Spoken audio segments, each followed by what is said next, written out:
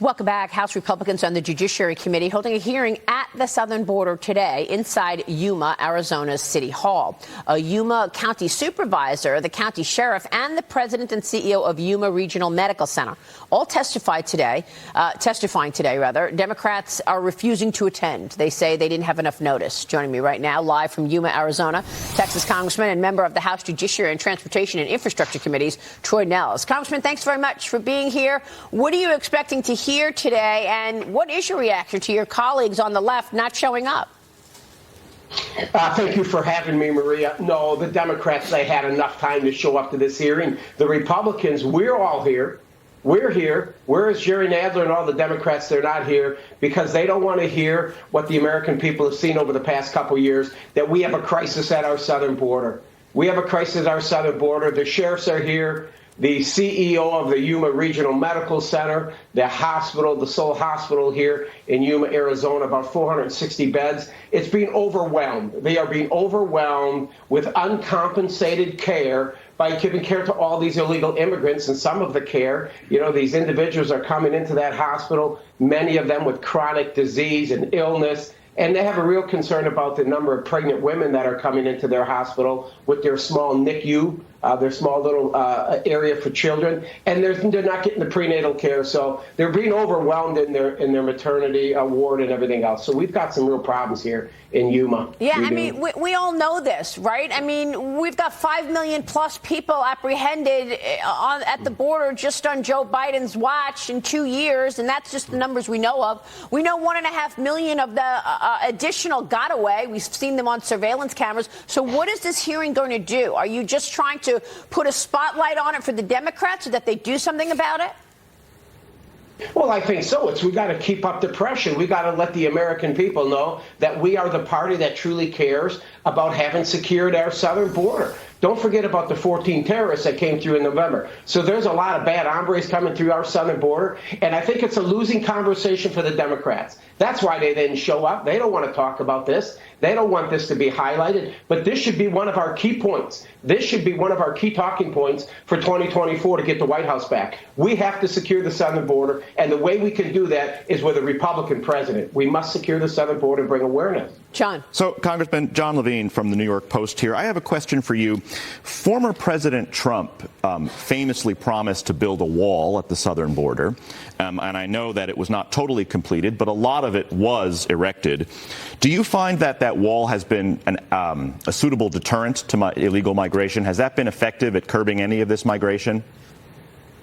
Without a question, and when you talk to Border Patrol, they'll certainly agree with me. And I've been down here before. I've been in front of that wall. It's a big, beautiful wall. It has beautiful gates because it's not about legal immigration. It's about illegal immigration. Now, you're going to get those that are going to say that these individuals are scaling that wall. You may have a couple of people scaling that wall, but what we should do then is build it 5 feet taller. It's a big, beautiful wall, and it's helping secure and save this country. We have to have secure southern borders, and that wall is one way to help keep the American people safe and channel these people. You got to channel the people into these areas so we can focus on them because there's just way too many people coming across. Well, here's Mike Baker. Yeah, Congressman, you're a former sheriff. Is that correct? Texas sheriff? And oh, yes. I'm curious, from your perspective, how accurate are the numbers that get put out there in public? When we, as an example, January of this year, they're talking about almost 60,000 gotaways in January. Is that an accurate number, or where are we on this?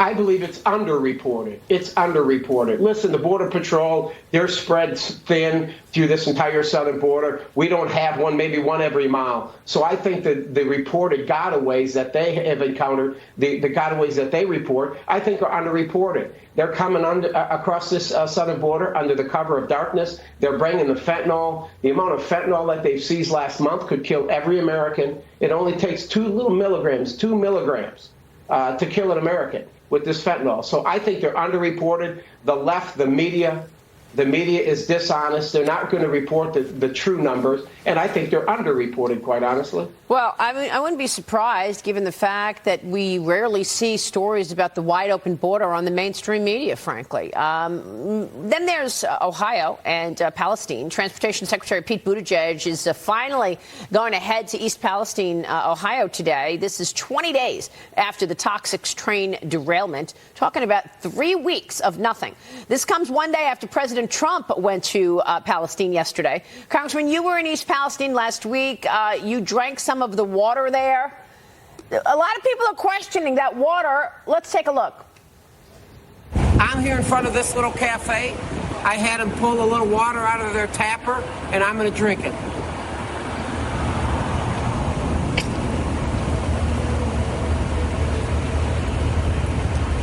The fire chief, everybody says the water is clean to drink in the municipality. Drink the water. If you have a private well, if you don't have city utilities, you have a private well, they are recommending that you drink bottled water while they are testing your individual well. I don't know. After 9/11, people said the air was clean at the New York Stock Exchange and the streets around there. How do you know the water is safe, Congressman? Well, because I had a great conversation with the mayor. I had a conversation with the mayor. And the mayor said to me, I said, you know what? I was joking with him. I said, you know, I'm with the government. I'm here to help. What can I do for you?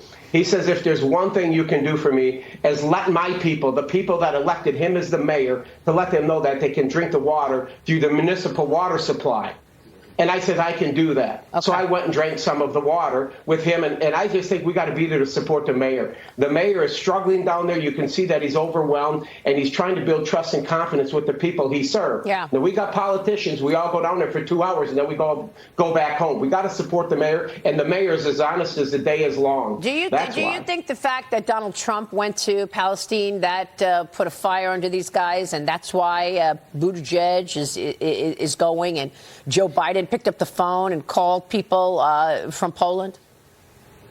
Yes, absolutely. And I agree. I think it was a great move by Donald Trump. That's why he's going to be the 47th president, because he has shown leadership. He showed leadership for 4 years, and now he's in East Palestine helping those people. So I think it's a right move. I think it's a great move. Yes, there's a lot of people beating up on Mayor Pete and Biden for being everywhere but Palestine, and rightfully so, because this is a serious issue here. No question about it. It's not getting the attention the federal government needs to give it. Congressman, thank you. We'll be watching the hearing today. We appreciate your time. Troy Nehls joining us this morning. Thank you, sir. We'll be right back.